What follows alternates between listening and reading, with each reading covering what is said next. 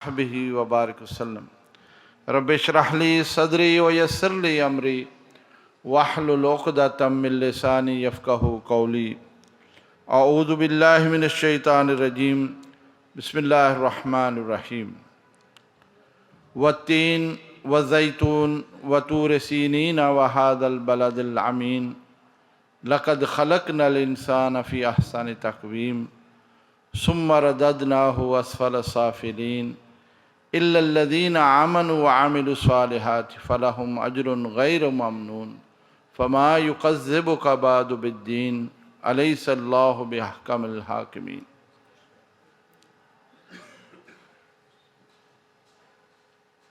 واجب الاحترام جناب مولانا محمد رفیق صاحب، بہت ہی قابل احترام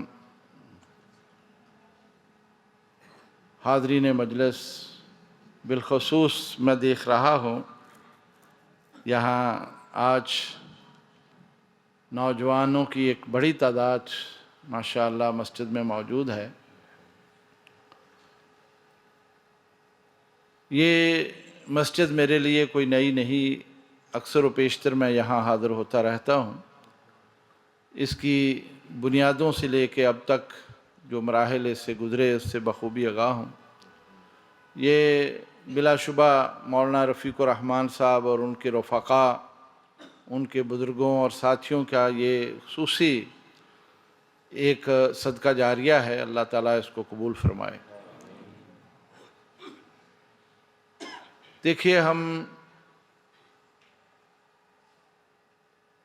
ہفتے میں کئی بار وعظ تبلیغ کے پروگرام سنتے ہیں، علماء کی گفتگو ہوتی ہے، اہل فکر و دانش آپ کے پاس آتے ہیں اور بڑی بڑی اچھی باتیں وہ کر کے آپ سے جاتے ہیں۔ خصوصاً خطبات جمعہ بھی آپ سنتے ہیں۔ دیکھا جائے تو وعظ و ارشاد کی کوئی کمی نہیں ہے۔ ہم میں سے کوئی بھی شخص ایسا نہیں جو اچھائی اور برائی کی تمیز نہ کرتا ہو۔ اسے معلوم ہے کون سے اچھے کام ہیں اور کون سے ایسے کام ہیں جن سے اللہ ناراض ہوتا ہے اور وہ برے کام ہیں۔ لیکن انسان کا ایسا مزاج ہے کہ اسے یاد دہانی ہوتی رہے تو بہتر طریقے سے یہ اپنی زندگی گزار دیتا ہے، اور اگر اسے یاد دہانی نہ ہو تو آہستہ آہستہ یہ غافل ہو جاتا ہے اور اپنی زندگی کو اس ڈگر پر لے جاتا ہے جس کے بارے میں قرآن حکیم نے کہا اسفل السافلین۔ وہ انسانوں کے اس گروہ سے نکل کر کسی اور گروہ میں شامل ہو جاتا ہے۔ میں اپنے ان نوجوان بچوں سے، عزیزوں سے بالخصوص یہ کہوں گا کہ یہ سورۃ تین اکثر بیشتر ہمارے دوستوں کو آتی ہے، نوجوانوں کو بھی آتی ہے، پڑھتے بھی ہیں، نمازوں میں بھی پڑھتے ہیں۔ اللہ رب العزت نے اس میں ایک بڑی حقیقت سے ہمیں آگاہ کیا ہے، اور اس حقیقت کو بیان کرنے سے پہلے اللہ تعالیٰ نے کئی قسمیں کھائی ہیں۔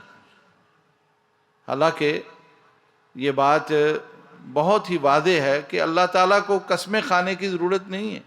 کوئی بات اگر اللہ بیان کرتا ہے تو اس کی بات میں سچائی ہے، حقیقت ہے، اسے قسم کھانے کی ضرورت نہیں ہے۔ یہ تو میں اور آپ ہیں، ہم یقین دلانے کے لیے پتہ نہیں کیسی کیسی قسمیں کھا جاتے ہیں۔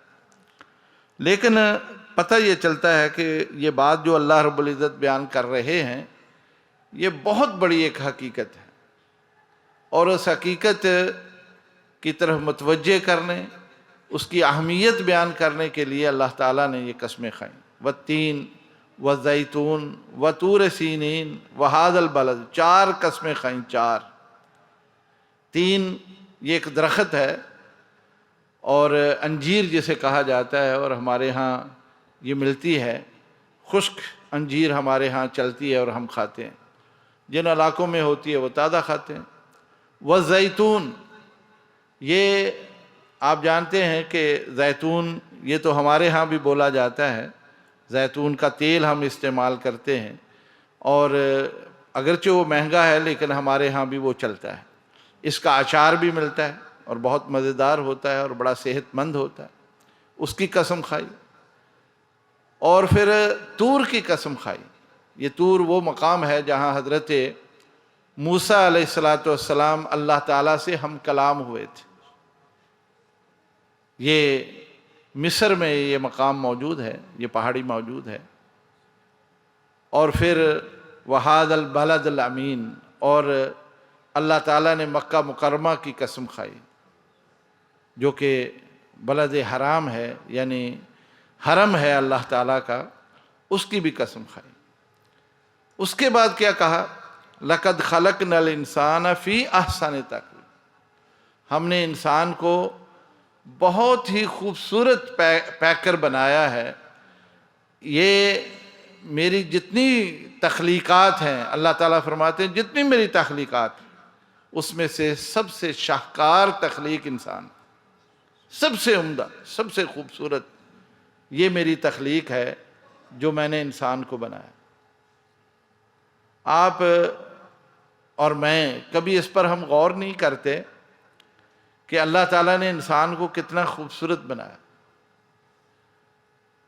اس لیے کہ کبھی ہمیں اس کی ضرورت محسوس نہیں ہوئی اور ہم ایسے ہی زندگی گزار دیتے ہیں، جبکہ ہمارے درمیان جن حیوانوں کے ذریعے کے درمیان ہم زندگی بسر کرتے ہیں اور بہت سارے جاندار چیزیں جن کے درمیان ہم زندگی بسر کرتے ہیں، کبھی ان کو دیکھیں کہ اللہ نے ان کو کیسے بنایا۔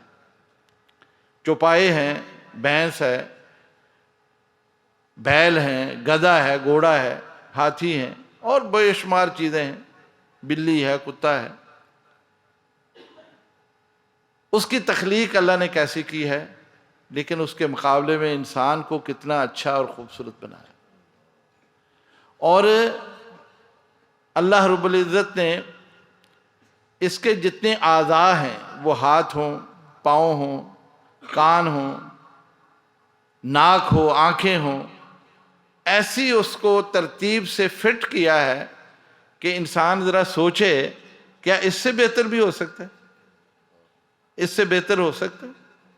آپ کتنا بڑا نقشہ بنا لیں انسان کی تخلیق کا، یہ گھر بنتے ہیں نا، بڑی بڑی بلڈنگیں بنتی، کتنی خوبصورت ہوتی ہیں، انسان سوچ کے ان کی تخلیق کرتا ہے، ان کا نقشہ بناتا ہے، مستری وہ بنا دیتے ہیں۔ یہ سامنے ہے آپ کے مسجد بھی ہے، لیکن اس میں ہم ترمیم کر دیتے ہیں، اچھی سے اچھی بن سکتی ہے، لیکن انسان کے بارے میں اگر ہم سوچیں نا، اس سے بہتر ہم سوچ ہی نہیں سکتے، تصور میں بھی نہیں آتا۔ اس لیے کہ جہاں میری اور آپ کی آنکھیں لگی ہیں، ایک لمحے کے لیے سوچیں یہاں سے اتار کے کسی اور جگہ لگاؤ۔ جہاں کان لگے ہوئے ہیں ہمارے کان، آنکھیں یہاں لگا دو، کیوں جی؟ یہ آنکھیں اتار کے ادھر ادھر لگا دو اور کان یہاں لگا دو، کیسا لگے گا؟ انسان کیسا لگے گا؟ جہاں میرا منہ لگا ہے اللہ نے یہاں فٹ کیا ہے، اتارو پیچھے لگاؤ، اچھا لگے گا؟ یعنی اللہ رب العزت نے جس حالت میں ہم سب کو پیدا کیا ہے نا، اللہ فرماتے ہیں اس سے بہتر شاہکار اور کچھ نہیں، اس سے بہتر اور خوبصورت کوئی چیز نہیں۔ اور یہ صرف اس کی تخلیق یا اس کا جو نقشہ وہی نہیں ہے، بلکہ اللہ رب العزت نے اس انسان کو جس پیرائے میں پیدا کیا ہے اور جو دل اس کو دیا، جو دماغ اس کو دیا، وہ کسی اور کو نصیب ہی نہیں ہوا، کسی کو نصیب نہیں۔ احسان تقویم میں یہ بات بھی آتی، ہم اس سوسائٹی معاشرے میں رہتے ہیں،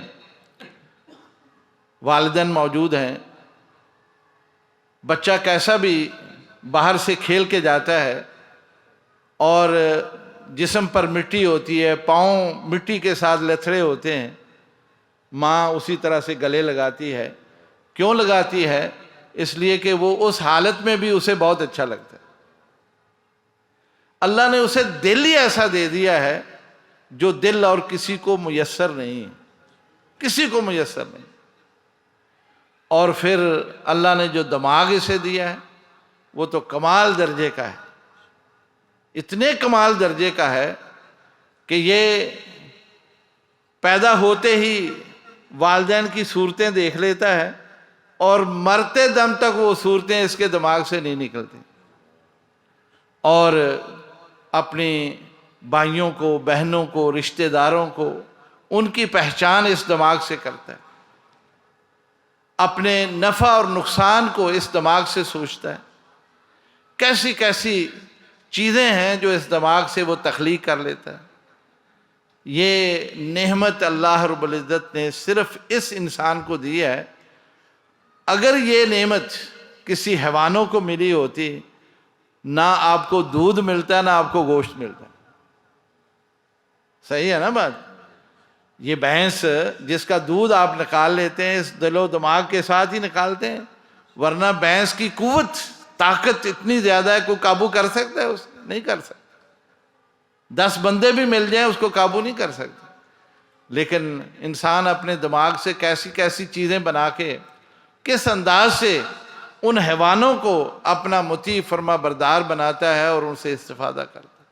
اللہ تعالیٰ نے انسان کو واقعی بہت کمال کا بنایا ہے، اور ایسی تخلیق اس کی کر دی ہے کہ اس سے بہتر شاہکار دنیا میں اور کوئی نہیں۔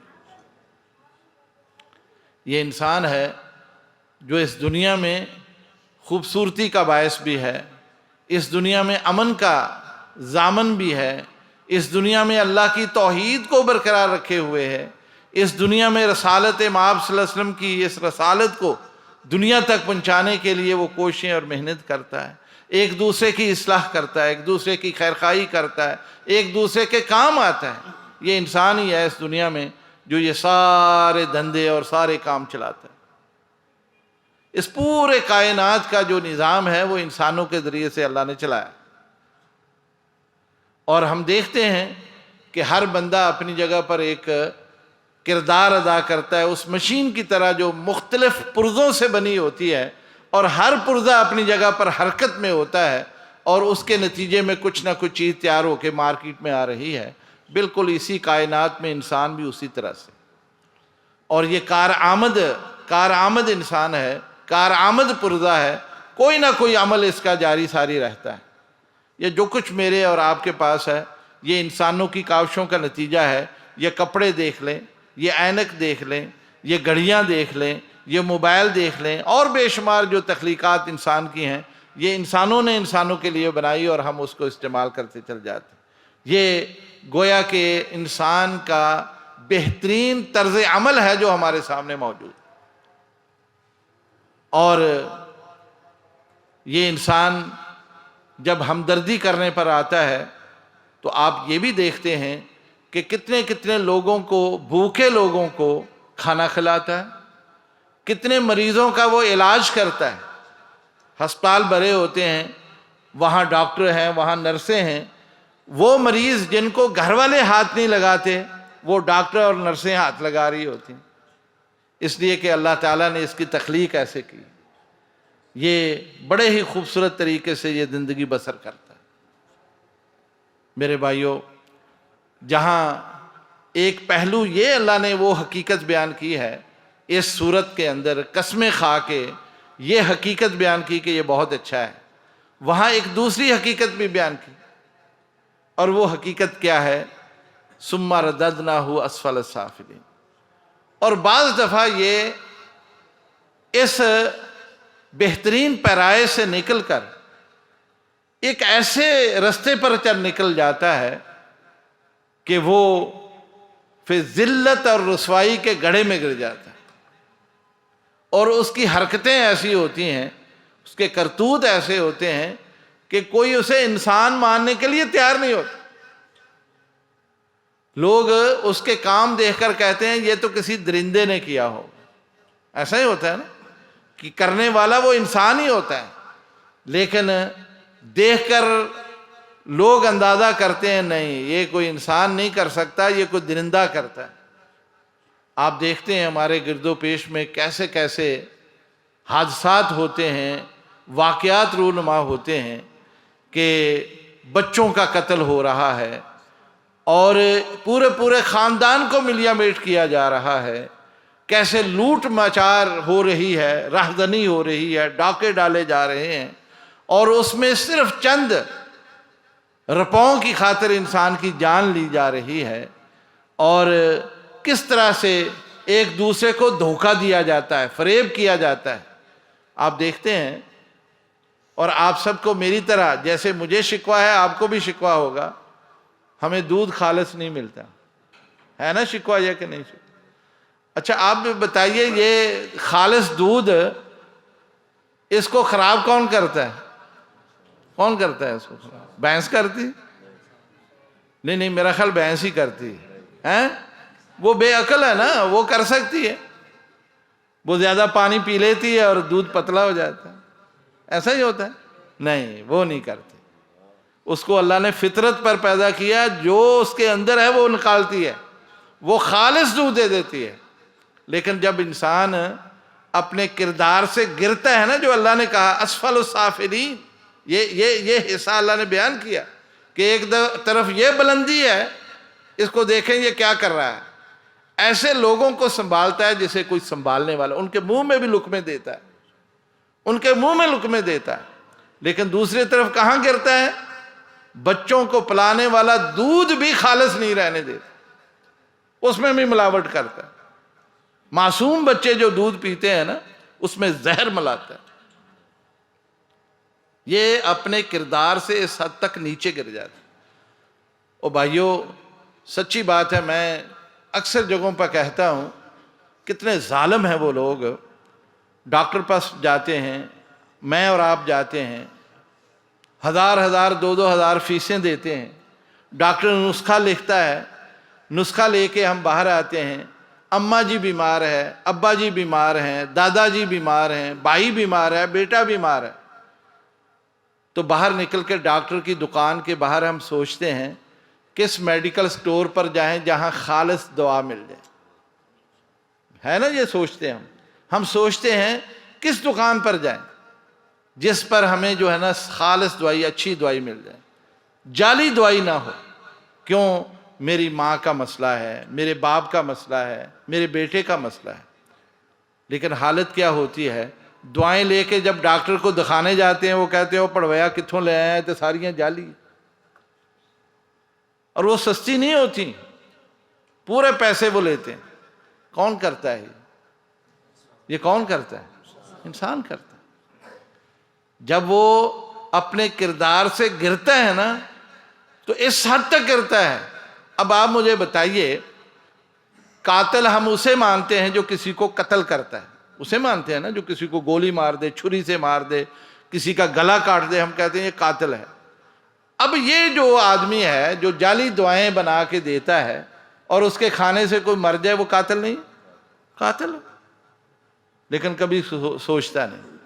اور یہی بندہ جو میڈیکل سٹور چلاتا ہے، خدا نہ کرے جب اسے کوئی مصیبت پڑتی ہے نا، تو یہ بھی 1000 دفعہ سوچتا ہے میں کہاں جاؤں۔ او بھائی، جس جگہ پہ انسان کی گراوٹ اس حد تک ہو جائے، یہ تو کھانے پینے کی چیزیں ہیں نا، کہ وہ دین بھی خالص نہ رہنے دے، دین بھی خالص نہیں ہے۔ جو دین میرے اور آپ کے محبوب حضرت محمد رسول اللہ علیہ وسلم نے دیا ہے، جو دین خالص ہے، جو صحابہ نے نقل کیا ہے، محدثین فقہا نے جس کو بیان کیا، علماء نے جس کی حفاظت کی، اور 14 صدیوں کے بعد بھی وہ خالص دین ہم تک پہنچانے کی کوشش کی، اس وطن میں وہ بھی خالص نہیں ہے۔ صحیح بات ہے، یہ بھی خالص نہیں ہے، اس میں ملاوٹ ڈالی گئی۔ اور کیوں ڈالی ہے؟ تاکہ ان کے پیٹ کا جو ہے نا، وہ آگ جو ہے نا وہ بلتی رہے، جلتی رہے، اور ان کا پیٹ کا سلسلہ چلتا رہے۔ انسان جب گرنے پہ آتا ہے نا، تو پھر یہ کچھ کرتا ہے۔ یہ کیا؟ اس سے بھی بہت آگے جاتا ہے، حتیٰ کہ حیوان بھی اس کو دیکھ کے شرماتے ہیں۔ درندے بھی اس کو دیکھ کے شرماتے ہیں کہ یہ انسان ہے، یہ کوئی انسان ہے جسے اللہ نے احسن تقویم بنایا تھا، آج اسفل السافلین میں گرا ہوا ہے۔ میرے بھائیوں، اللہ تعالیٰ نے اس سے بچنے کا نسخہ بھی دیا، اس سے بچنے کا ہمیں نسخہ بھی دیا ہے کہ ہم احسن تقویم رہیں، اسفل السافلین نہ بنیں۔ وہ بھی اسی صورت میں اللہ تعالیٰ نے بیان کر دیا، فرمایا الا الذین آمنوا وعملوا الصالحات۔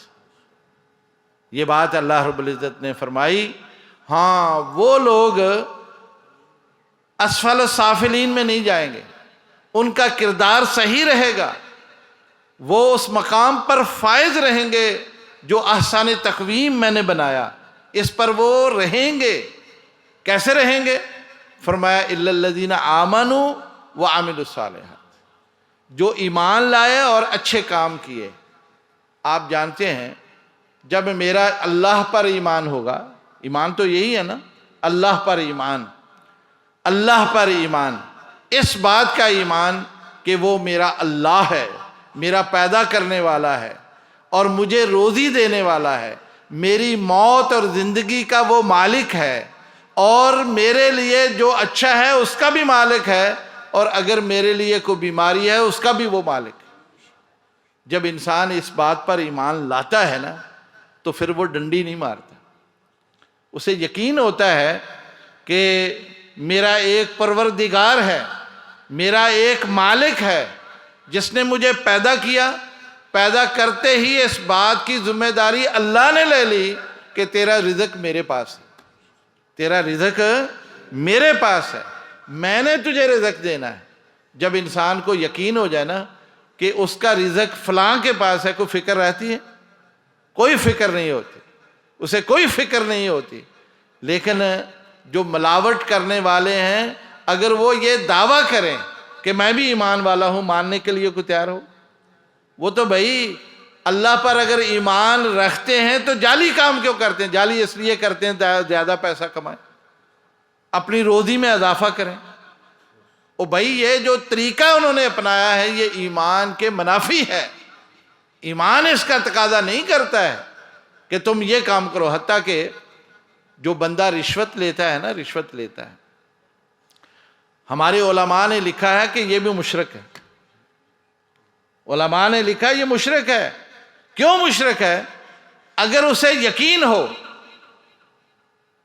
کہ میرا رزق اللہ کے پاس ہے، اللہ نے ذمہ داری لی ہے، مجھے ہر حالت میں رشوت لینے والا کیوں رشوت لیتا ہے؟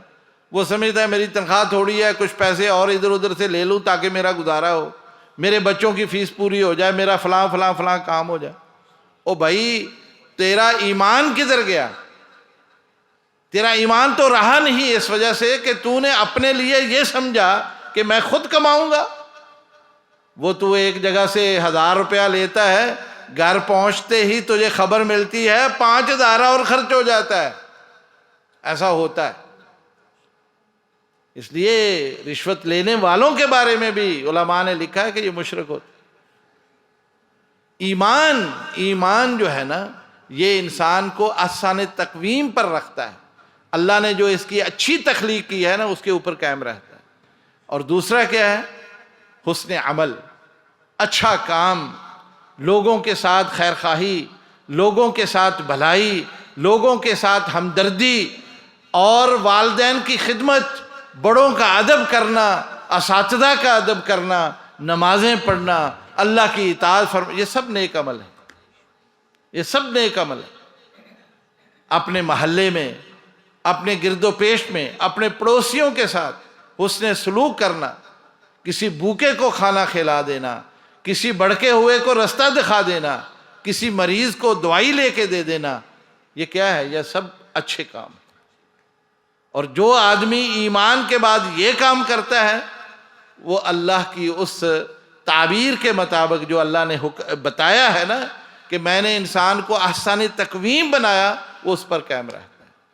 اور جب وہ اس پر قائم رہتا ہے پھر اللہ رب العزت اسے جو اجر دیتے ہیں وہ غیر ممنون، وہ ختم ہونے والا نہیں ہے، وہ کبھی ختم نہیں ہوتا۔ اور یاد رکھیں یہ جنت کی باتیں تو بعد کی بات ہے نا، کہ ہم جنت میں جائیں گے تو وہاں جو اجر ملے گا ختم نہیں ہوگا۔ اگر کوئی انسان دنیا میں بھی اس پر قائم رہتا ہے اور اسی کے مطابق عمل کرتا ہے، دنیا میں بھی اسے وہ نعمتیں اللہ دیتا ہے جو کبھی ختم نہیں ہو۔ وہی نہیں، اس کی نسلیں بھی کھاتی، اس کی نسلیں بھی وہ کھاتی۔ لیکن شرط کیا ہے کہ وہ اس بات کو ہمیشہ دماغ میں تازہ رکھے کہ مجھے اللہ تعالیٰ نے سب سے بہترین پیدا کیا اور اس پر رہنے کے لیے ایمان اپنا مضبوط رکھوں اور اچھے کام کروں، تو پھر دیکھیں ایسا اجر دنیا میں ملتا ہے جو کبھی ختم نہیں ہو۔ اس کی نیک نامی ہوتی ہے، لوگوں میں اس کی محبت ہوتی ہے، لوگوں کے دلوں میں اس کا احترام ہوتا ہے، اور وہی نہیں بلکہ اس کی وجہ سے اس کے بچوں کو بھی لوگ بڑے احترام سے دیکھتے ہیں۔ تو حضرات بات یہ ہے، سورۃ 3 ہمارے لیے یہی درس دیتی کہ اللہ نے ہمیں بہت خوبصورت بنایا، اور کوئی شک ہے؟ آپ دیکھیے کتنے خوبصورت، ایک سے بڑھ کر ایک چہرہ اللہ تعالیٰ نے بہت حسن کے ساتھ پیدا کیا، اور جو کردار ہمیں دیے وہ بھی لاجواب اور کمال کے کردار دیے، لیکن ہم اپنی حماقتوں کی وجہ سے اس گڑھے میں گرتے ہیں جو ذلت اور رسوائی کا موجب بنتا ہے۔ اللہ تعالیٰ مجھے اور آپ کو توفیق بخشے کہ ہم ہمیشہ اللہ کے اس تعلیم کے مطابق اپنے آپ کو سطح پر رکھیں، اور اللہ تعالیٰ نے جو ہمیں احسن تقویم بنایا اس سطح پر آپ کو قائم رکھیں، ایمان مضبوط رکھیں، عمل صالح کرتے رہیں، تاکہ ہم دنیا میں بھی سرخرو ہو کے جائیں اور کل قیامت کے دن اللہ کے ہاں بھی ہم سرخرو ہو جائیں، اور وہاں بھی ہم اچھا اجر پائیں، ایسا اجر جو وہاں بھی ختم ہونے والا نہ ہو۔ اللہ تعالیٰ مجھے اور ان تمام بچوں کو، نوجوانوں کو اس بات کی توفیق بخشے۔ میں اپنے لیے بھی اور آپ سب کے لیے بھی دعا کرتا ہوں، یا رب لک الحمد کما ینبغی